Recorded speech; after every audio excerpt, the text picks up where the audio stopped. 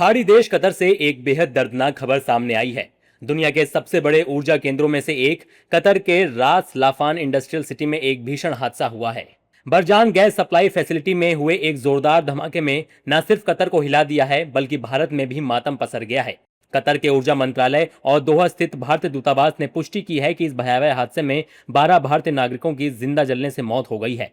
इस दर्दनाक हादसे में कुल 13 लोगों की मौत हुई है, जिनमें से 12 मृतक भारतीय नागरिक हैं।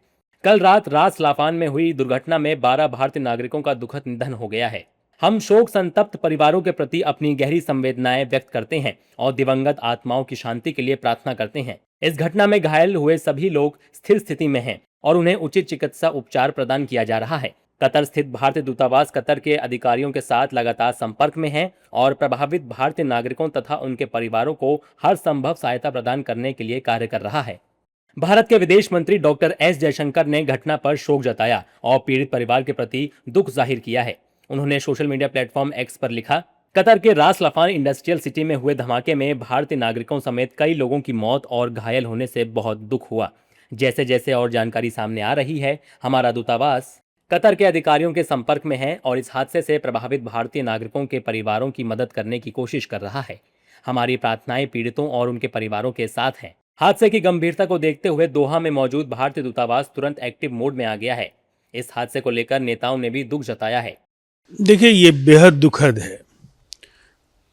विदेश मंत्रालय कतर में भारतीय दूतावास से संपर्क में है और निसंदेह जो भी आवश्यक निर्देश हैं वो दिए जा रहे हैं। ये अपूरणीय क्षति है, बेहद दुर्भाग्यपूर्ण, और परिजनों के साथ भारत सरकार उनके दुख की घड़ी में साथ है। It is unfortunate that around 12 people died in an accident in Qatar, and this incident is a tragic incident, and we all condole the deaths of the Indians there.